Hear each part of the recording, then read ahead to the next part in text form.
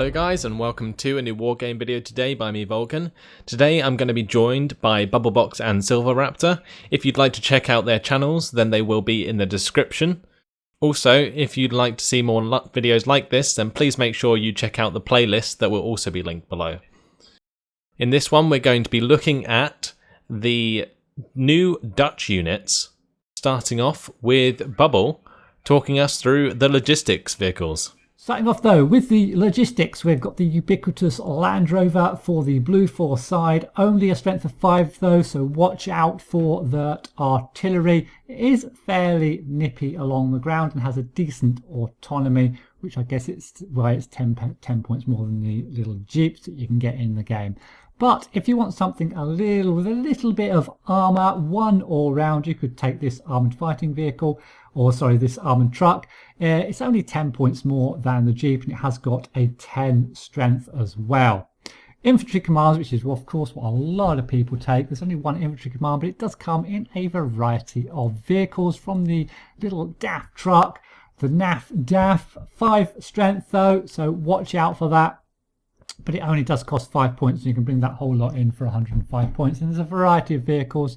These YPs mostly, and the AMX mostly have just a Browning machine gun and a little bit of armour. Well, I've just spotted this one over here. It actually has 2 front armour and is amphibious as well, and that's only 5 points. So that's interesting. So that's amphibious and has a little bit of extra armour and a Browning machine gun. That's only 5 points, whereas these other two, this is 5 points and this one over here is 10 points. That might be worth taking that one if you want something amphibious with a little bit of a gun on it. And then we've got this one as well at the end here, which has a slightly more powerful gun, but does cost 15 points, also amphibious. The one I'll tend to take though, especially if you want to play from 10v10s and that, is this one with in the chopper. It gives you a little bit more flexibility around the map, that's all, getting over water and stuff like that. There is also a pure chopper based command.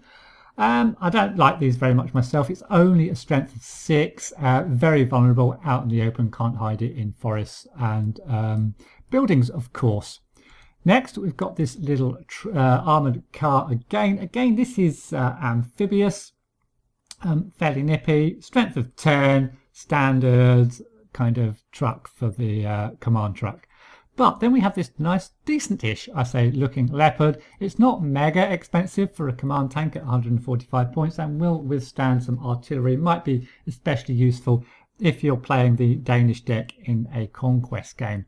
For example, has a little machine gun as well. The gun's not too handy, but you're really buying it because you can withstand some hits from artillery in that and take it up close towards the front line. It also actually does have quite a decent autonomy at 600 kilometers for a command tank. Moving on to have a look at the supply. There's 2 supply choppers. There's a small one which can carry 1,000 litres for 25 points, and then there's a medium-sized one that can carry 1,500 litres. I always go, if I take a command chopper, which I invariably do in my decks, for the biggest one I can get, just to stop all that microing that's required in and around the map. Quite fast as well, 300 kilometers, an average kind of logistics chopper there, the AS532 Vracht, which is the one I would choose. There's only one truck and it's the Vracht again. I don't know what Vracht stands for, maybe someone can tell me. It's the DAF truck, the little DAF truck, the NAF DAF. Only though 800 litres of fuel, but if you want a truck, that's the one you're going to have. Although if you want one that is also amphibious, you could have the AMX PRVR. Very small amount of supply though, at 500. You have to bring these in stacks of 2, 3 or 4 for them to be able to resupply even the smallest of supplies. And finally we have the ubiquitous fob. What do you reckon, guys? I mean, there's actually, did you guys know that 25-point helicopter, I'm not sure if they fixed it, it actually works as a CV at the moment? It does now? Did that happen again? Yeah. I think like in the beta, the Mi-6 helicopter that the Soviets used also acted as a CV. It might have done. But yeah, I mean, it's pretty standard command tab really. There's I think I agree with you though, Bubble. The helis are a bit meh. They're a bit too small for me. They're small and squishy. Yeah. The amphibious CV, in my opinion, is much better than the wheeled CV, just because it's only 10 kilometers per hour slower over like land, and you know, when it comes to road speed for a CV, it doesn't particularly matter because you don't want your CV getting ahead of your convoy anyway. Mm-hmm. Bad at all. Okay, so yeah, let's move on to the infantry. Vulcan, go for it. Okay, so starting off, we got the genies with their napalm. Pretty short napalm range and not great. I mean, they're regular infantry, your standard sort of napalm infantry with a pretty terrible Uzi. Then we got the grenadiers. They have the FAL and FN Mag, which are pretty good defensive troops, I guess, for 10 points. They do have that pretty decent accuracy and nice rate of fire on the machine gun, although terrible on their assault rifle. Then we have the backbone of a Dutch deck, which is the Corps Marinair. We do have two versions. We got the non-95 and the 95 versions. The non-95 version has the 80% accurate and 60% accurate assault rifle and machine gun. But the trouble is with those, they're very much static troops and they do lack the rate of fire that the 95 have. So the carbine, the C7 carbine on the Corps Mariner 95 have 533 rounds per minute, which is insane. And the Mini-Me, of course, is a very good machine gun with 413 rounds per minute. Also strength of 15 and elite training, so very, very good squad. I would say the only thing that really lets them down is their AT4, although the rate of fire on the AT4 is pretty good against APCs and small targets. Then we got the Natchez, the reserve infantry. They're not great. I mean, they have a FAL with 30% accuracy, so maybe okay for spamming into towns, but not something that you would probably pick over other Dutch units, honestly, because in my opinion you'd probably take lots of Corps Mariner and probably the Stoottroepen, which we'll get to in a sec. But next up we have our standard Stinger squads. They have 5 HE power, pretty short range though, at 2,275 meters on that Stinger, 50% accurate, pretty standard Stinger squad there.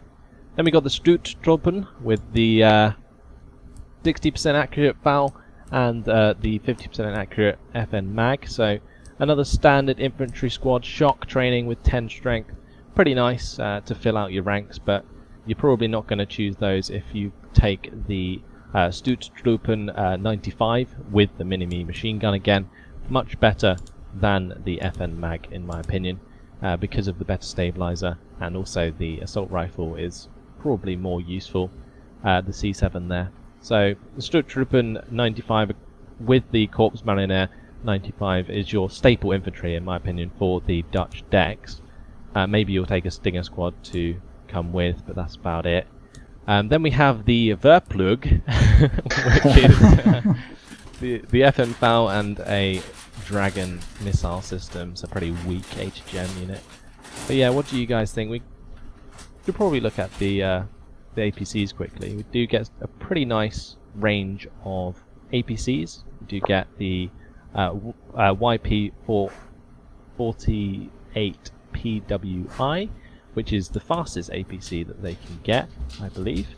And then we have the tracked ones, which is the AMX PRI, and then the YPR765, which come with a few variants, one with an autocannon, one with a machine gun, and also, of course, the AB 240B or 204B, which is your standard sort of Huey helicopter.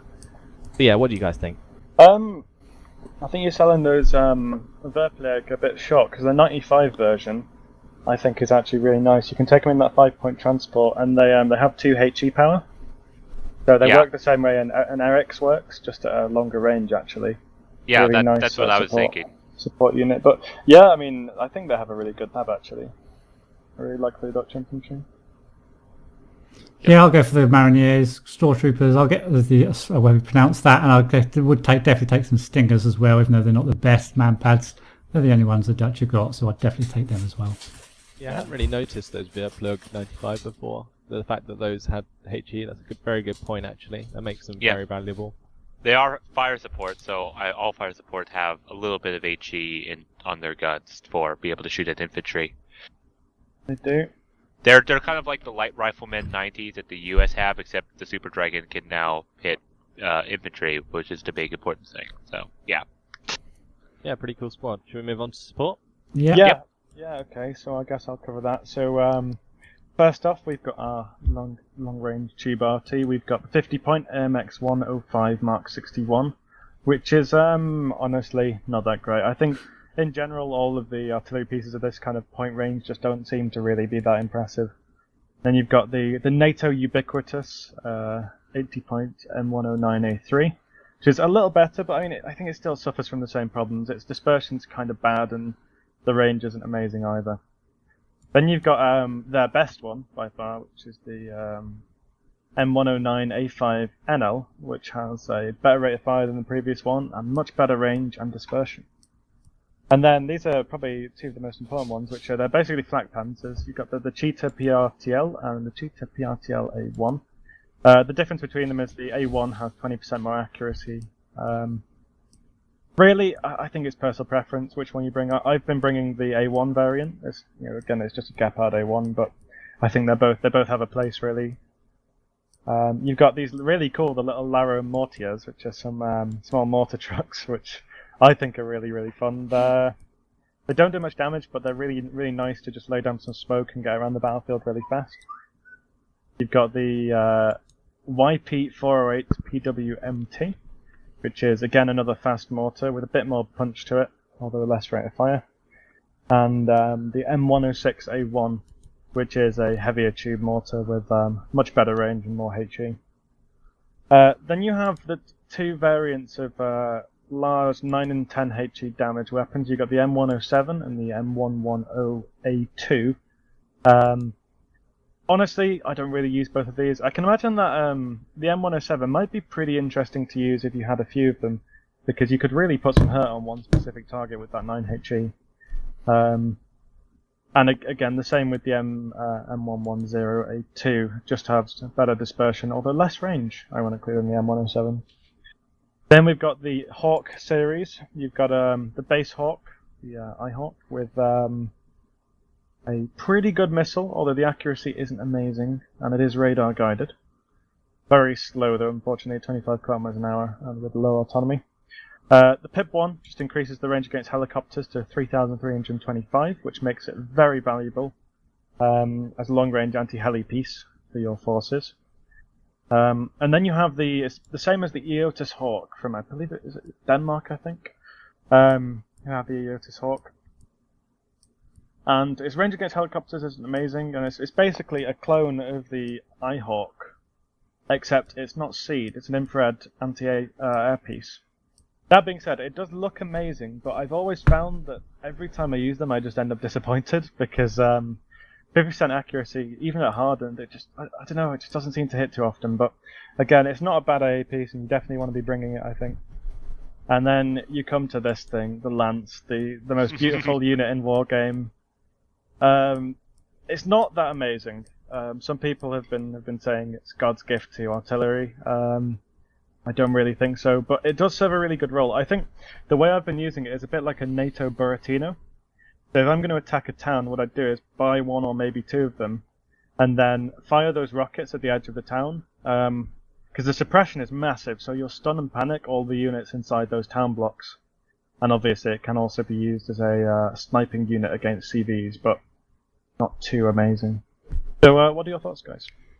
Yeah, the Lance, quick one on the Lance is the only problem with it is its kind of wind-up time. It's got quite a long aim time, and if anything moves, you've lost your whole rocket. But as you say, it's probably better to as preparation to go into towns or for a target that you know is going to be static for a fair amount of time.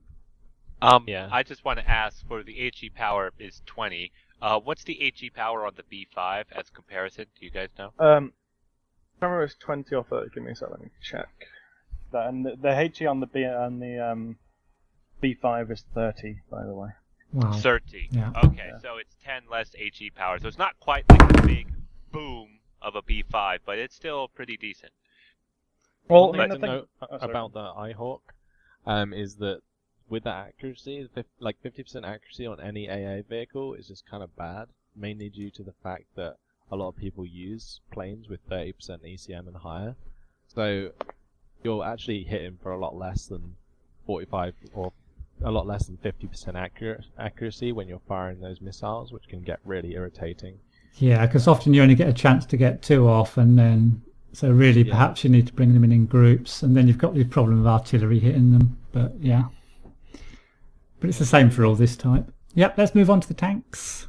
Silver. All right, my turn. Well, first we're going to start off with the AMX-13 FL-15. This funny little thing, very little armor, but it is small.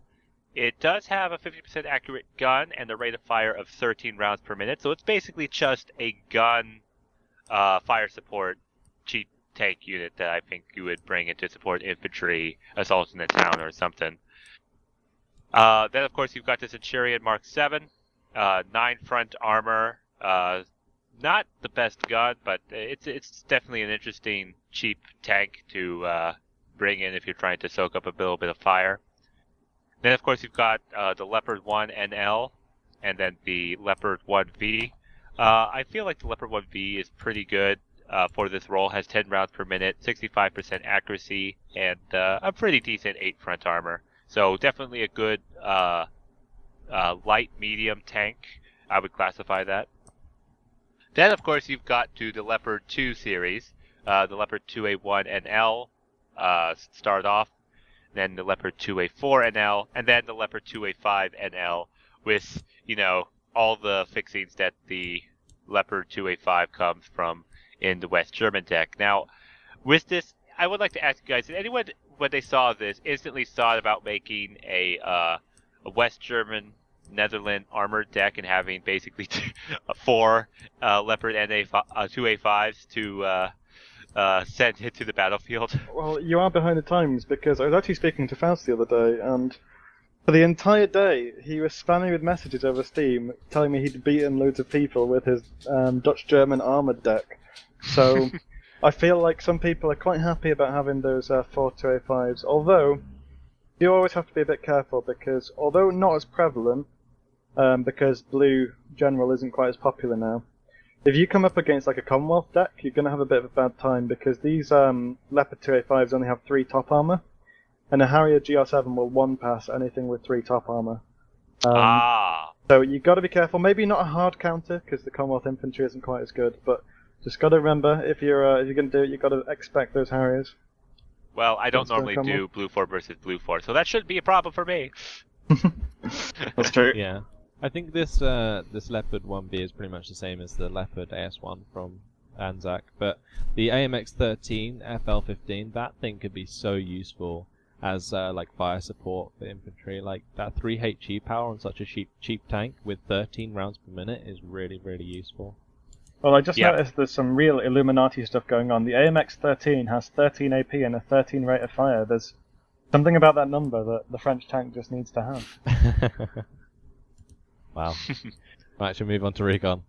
Yeah. Yeah, Recon-wise, you've got the AMX-13 FL-12 and the tank Recon, and the Leopard 1V tank Recon as well. The AMX-13, well, I don't think that's got a lot of role in the game. You can correct me if I'm wrong, but I really like the Leopard Recon tank. It's got very good optics and decent-ish armor for a Recon tank, because it's got to have a fair amount of speed, so it can't have massive armor, and an okay gun as well, all for 65 points. I'm liking that one. We've got one Recon chopper, which I would probably put in my deck. It's only 45 points, hasn't got any armaments, but it has got very good optics up in the air, can spot pretty much most things, and you will get quite a few of these in your deck as they're only 45 points. Then we've got the infantry Recon. I'll talk about the commando infantry first, the KCTs. I'd probably take these in the deck. They'll probably do okay against infantry themselves. They're little squads of 5, so they have some kind of durability, and they're very fast across the ground with very good optics. I like those very much indeed, and they come in a variety of trucks and also in a helicopter as well. The other Recon infantry are your standard kind of Recon infantry, nothing too special, not even a tertiary weapon. but only 15 points. And again, you can get those in the chopper if you want to spread them around on the flanks, just to keep an eye on stuff cheaply, and in a couple of different types of vehicle as well, with not the best armaments. Then we move on to the vehicle Recon. We've got the large Lard C and V. It's just basically the Jeep Recon. It has got exceptional optics for 45 points. No weapons, but all you'll be doing is spotting with this thing, and it's pretty nippy across the ground as well, and it's got a very, very good autonomy, but only a strength of 5, so if it gets hit, it's gonna die. Then you've got the YP104, little recon vehicle, again pretty nippy. Autonomy is kind of okay, although you'll probably be moving your recon around a lot, so you could be a little bit of a problem. This is a prototype, but nice and fast, and has got a strength of 10, and it's got a little auto cannon that can keep those pesky choppers at bay as well. Then we've got the cheap M113 recon truck, really. This wouldn't be a favourite of mine. Not very good autonomy. Just it is amphibious, I suppose. If you wanted something that was amphibious and it was really cheap, the best thing it's got going for it is it's really cheap, and it's only good optics as well. And then we've got the other truck, which is basically an upgrade of the M113, which just spoke about previously. This time, it is only good optics again. Can't really see the massive differences between the two. It's got an auto cannon, I guess, is what you get for your extra. Is the bang that you get for your extra buck there. Then we've got a couple on the bottom, the YP408 and the YP408PW. Again, not something I'd go for personally in my decks. We've got the one with an auto. Is that an auto cannon on the first one? I think it's an auto cannon. You can pop helicopters with that, I guess. But again, pretty poor autonomy on that, pretty poor autonomy on the YP408. I wouldn't probably take them. Personally, I'd go for the Recon tank, maybe a chopper, and the KCTs in my deck. What do you reckon, guys? Well, first off, I should probably point out, apparently those KCTs being the 5-man is a bug. Okay. The only elite combat recon squad with 5 men, to my knowledge, so I think that is getting changed to 10 in the hotfix. Right. I was thinking about that. They seem to suffer from the early Ranger syndrome of only being 5-man and nobody takes them. Maybe. Yeah.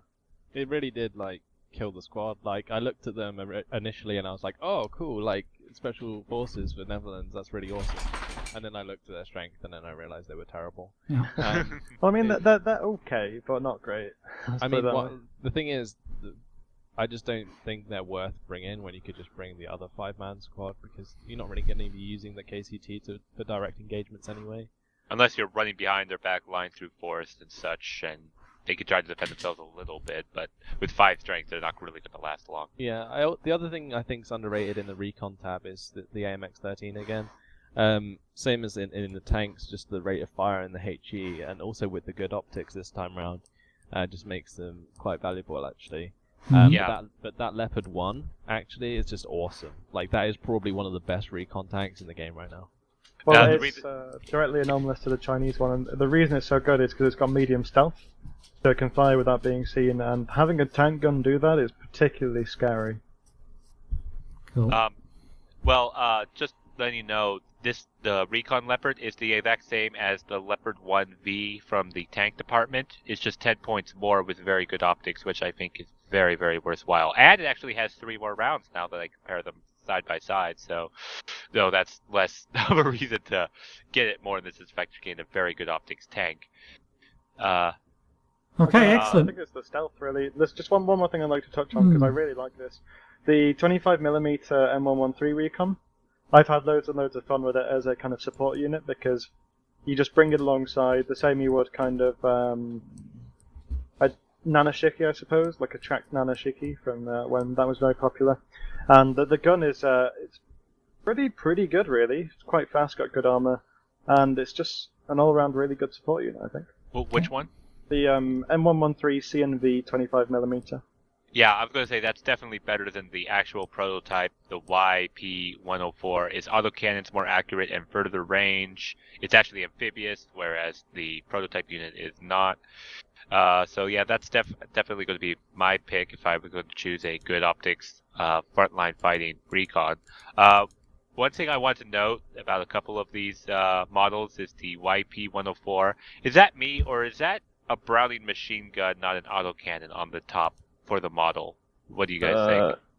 Let me. It's like a 20mm machine. Yeah, no, it is. It is. It's the Because it's based the on the ferret. HS. Yeah. Based on the Alright. ferret. Oh, I think it's. Isn't that a German gun? Is it? Yeah, probably is. It kind of looks like a Browning machine gun to me. That's what I was But thinking. yeah, I think it's based on the ferret from obviously the UK. So Right, moving on. Vehicles. Vulcan, you've got the pleasure. so we got the AMX Pratt, which is not the best. HGM, 50% accurate, 15 AP power, nothing special there. With the 60% accurate, 20 AP power. Again, not particularly great, although it is pretty cheap for what it does. But then you got the 2,625 meter range, 70% accurate, 25 AP power. With the TOW2 system, this is sort of your standard HGM vehicle that you can get on a majority of the decks with the TOW2 system. Then you basically got your standard recoilless rifle with the NECAF 106mm. Does have 3 HE power, which could potentially make it useful against infantry. Then we got the Laro ITO, which is just the standard ITO system on a Jeep, of course, same as the French version, and the Laro TOW2 again with the TOW2 system, same as the Pratt, just cheaper because it's not armoured. And that's pretty much the vehicle summed up. Oh, can I just ask you, not because I want to say Pratt, but you know the YPR 26.5 Pratt, does that fire 2 at a time? It's got a double barrel thing? No, it doesn't, unfortunately. Although that would be pretty cool. That would be pretty awesome. Yeah, okay. PSL. What I think is the AMX Pratt, the 25 points, I feel that's actually pretty decent, cheap for a tow, kind of take out light APCs and tanks, so that, and it's amphibious too, so I think that might be a little worthwhile, but like you said, it's not the best AP. If it comes up against a heavy tank, it's got to quickly throw in the reverse and get out of there. I just feel like it's a waste of an availability point. Yeah, it's a term that I've heard coined a few times is card efficiency. So obviously you can only take a certain amount of things in your deck. And at the end of the day, I think, you're only going to be taking a few, probably, I think I only have one vehicle in my vehicle tab for my Netherlands deck, and that's the Laro TOW2, because honestly the rest of them, they're not that amazing. And I guess you could try and spam them, but the problem with the cheap tow is, if you fire it, it'll hit once, and then by the time it hits, the enemy tank will probably be in range to fire, and it'll just one-shot the Pratt, and it'll do 1 damage maybe with 15 AP. Alright, let's look at helicopters. Yeah. Right. Helicopters. So we've got 4 available that aren't transport. So we've got the Alouette S11, which has the S11 missile system, which is honestly kind of bad, very slow, and the missiles are a bit rubbish. Kind of bad? Very bad. We have the Apache, the AH-64 TD, with 16 Hellfires. I believe it's exactly the same as the American one. Let's just check that. Yep.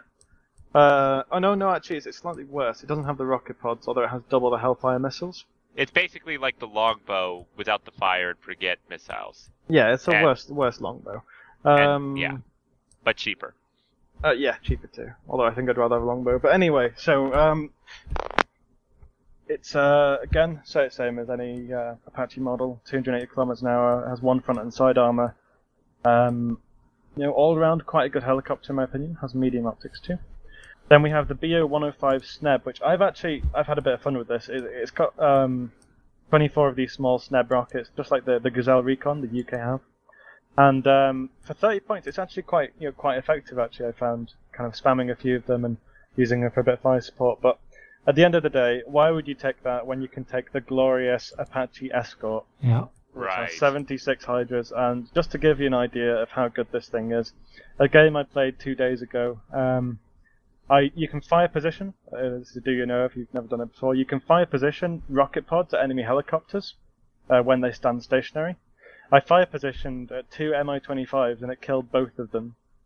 It's a beautiful helicopter, it really is. For 65 points, I think it's a fantastic kind of, maybe for an opener or just for some kind of infantry support, really nice helicopter. Yeah, I Yeah. agree. Yeah, I agree. The AH-64, I've played it a few times in some 10v10s, and it's just a multi-role helicopter. You can stun and stop medium tank pushes with this thing. You can gun down infantry really easily with it. And as you say, if you're skillful enough, like you, Val, you can maybe shoot down helicopters with it. Yeah, it's a really awesome aircraft. Really is. Yeah, I the just want to 30mm cannon's just really good anyway. Yeah. I Tears just- through APCs as well. I just want to comment about the fact that I find it interesting that the Netherlands get Apache helicopters, but the British do not I in know. this game. It hurts me deep inside. It's like a cutting blow. But I don't know. It doesn't really matter too much, I guess. Yeah. Should we move on to the Maybe aircraft? next war game. The next war game, I think we should. All right, aircraft.